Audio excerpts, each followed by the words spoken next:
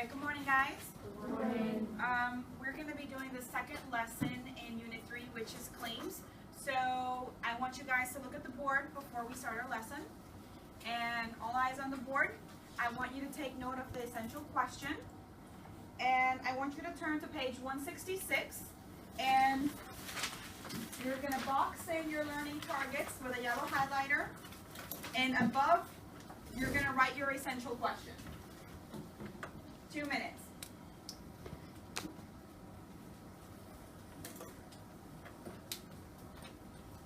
So we're writing our EQ above our learning targets, and then we're reading our learning targets.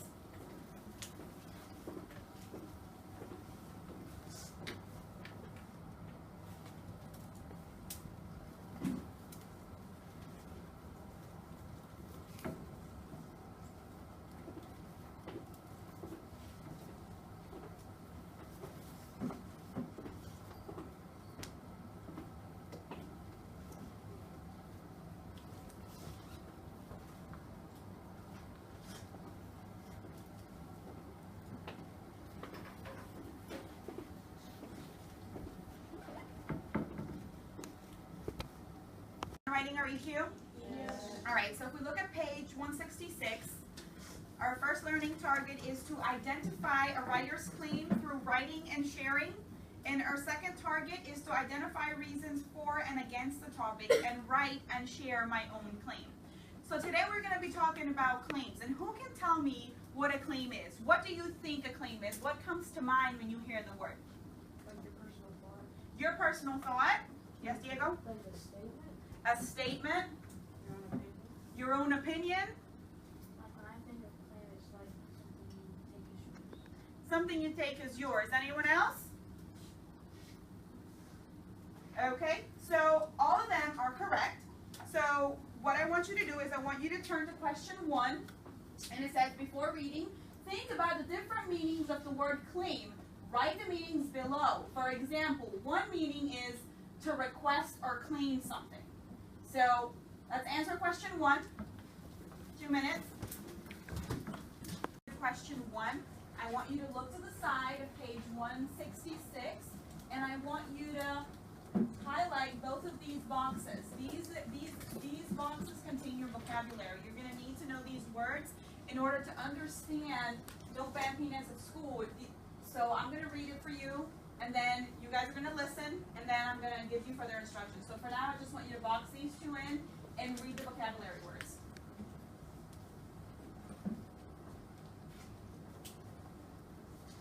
We're done highlighting our vocabulary words. I am going to read Don't Ban Peanuts at School, but teach about the dangers. I'm going to read it. You're just going to sit, pencils on desk, eyes towards the front. I'm going to read it. You're going to listen. When I'm done reading, pay attention now. When I'm done reading, you're going to read it to yourself. Okay? While you're reading it to yourself, you're going to mark the text with an asterisk next to anything you agree with and an X next to anything you disagree with. When you're done marking the text, you're going to make a T-chart. Everybody knows what a T-chart is, right? We've done one before. We're going to make a T-chart. On one side of the T-chart, you're going to put whether the statements you agree with, and on the other side of the T-chart, you're going to put all your statements you disagree with. When you're done writing your statements, you're going to turn to your partner, and you're going to share a statement you agree or disagree with, and you're going to say why you agree or disagree with the statement. Okay? I'm going to go over the instructions again when I'm done reading if you guys need any more instructions. So for now, pencils on desk and eyes towards the front, please. It says, Waukee school officials were considering banning peanut products for all students in kindergarten through grade 7 to try to protect children with peanut allergies. The public outcry made officials change their minds. Now the district is proposing a policy that would strongly discourage the products in school. Fine. Strongly discouraging may help raise awareness about the danger of nut products. Just a whiff can trigger a reaction in some people with several allergies. Schools also can do more of what they're already doing, such as having peanut-free lunch tables. And they can do what they do best, educate. work with parents and students to help them learn about the life-threatening dangers nut products pose for some children. Schools also should provide a list of safe foods to send for classroom treats. Banning peanut products would be unforeseeable. Are schools going to frisk a kindergartner or search the backpack of a second grader to see if they're hiding candy with peanuts inside? A student at Johnston Middle School suffered an allergic reaction to a pretzel and cereal trail mix from the cafeteria. It didn't even contain nuts, but was exposed to peanut oils in a factory that used them in other products. Are schools supposed to investigate where packaged foods are manufactured and ban them if there are also nuts in the factory? A ban would not ensure a child with allergies isn't exposed to harmful products. Other children will eat peanut butter for breakfast. Kids may snack on foods manufactured in a plant with peanuts. The larger world isn't peanut-free. It's important that children with peanut allergies learn to protect themselves at a young age, the same way all kids with illnesses should. Children with severe asthma may need to carry inhalers. Diabetic children need to carry candy nearby in case their blood sugar dips too low. Children with peanut allergies should have immediate access to emergency medications to counteract an allergic reaction. School staff need to be aware of students' medical conditions and know what to do in the event of an emergency. A ban would offer little beyond a false sense of security. So now you're going to read it to yourself. You're going to follow the instructions on page 166, right under during reading. It has the number 2 by it. And we're going to proceed to make our T-charts when we are done. If you need any help, I'll be walking the room. Just put your hand up and I'll be glad to come to your table, okay? We're done with our T-charts. What I'm going to do is we're going to start counting from 1 and we're going to go to 10. Whoever 10 falls on, the person after you, you start at 1 again, okay?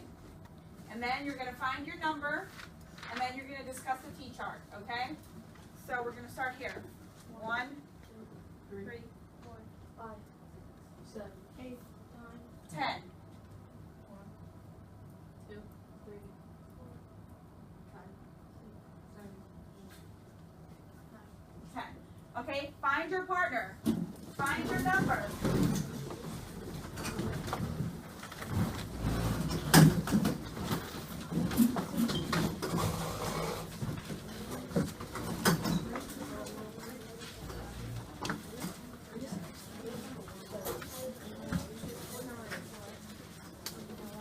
Find your partner and take a seat wherever you want.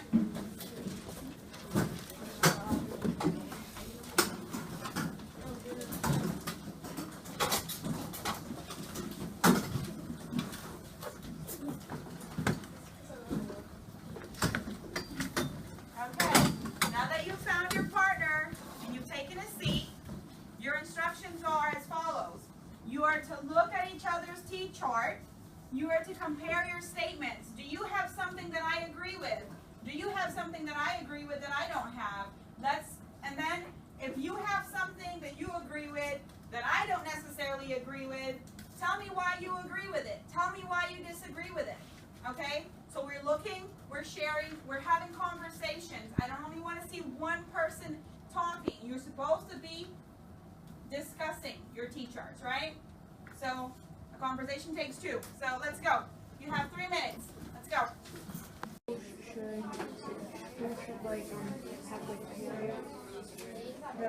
Parents should learn about the life certain favorite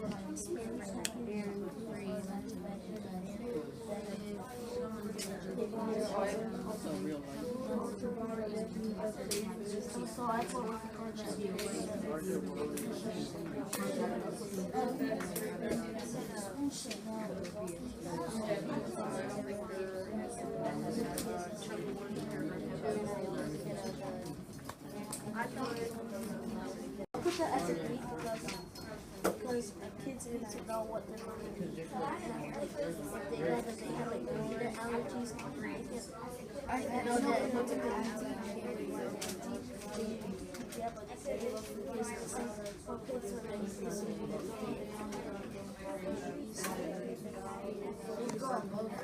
All right, give me 5, guys. Give me 5. How are your discussions? Are they good? Did you have a lot in common with your partner? Yes? Okay, group 2. What is a statement that you strongly disagree with from the reading? Anyone? Group 2.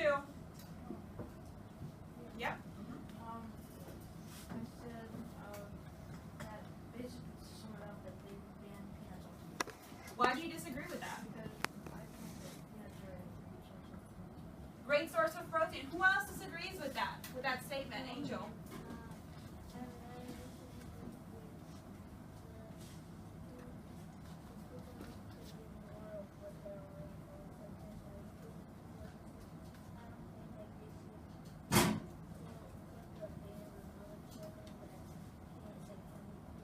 You don't feel that it's fair for the kids who can eat peanut butter to have a ban at school. Table 1, what's a statement that you agree with?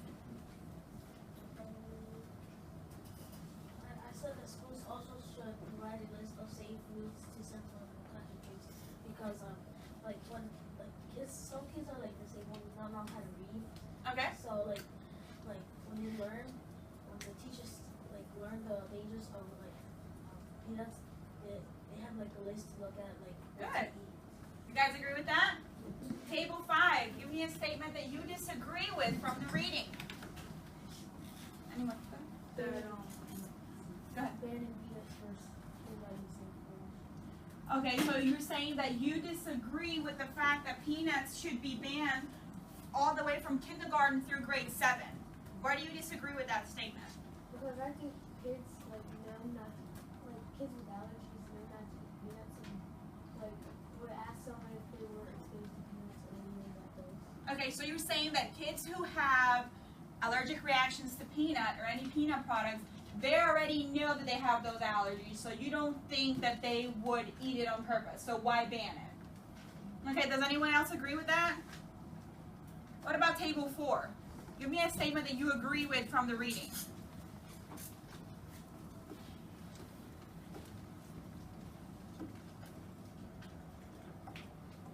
The world isn't peanut free, so children should learn to protect themselves at a younger age. Good. The world isn't peanut free.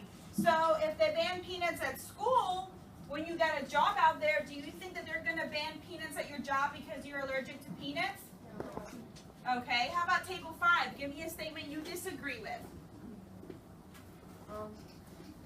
We said, are you going to frisk a kindergartner or search the backpack of a second grader to see if they're hiding candy with peanuts inside? So why do you disagree with that statement? Because it's not fair, because they don't know the difference between allergies. They don't know what that is yet. Okay, so you're saying that it's unreasonable? Okay, so now that we're done discussing the reading, I want you to turn to page 167 in your springboard. 167. You can return to your seats if you need to.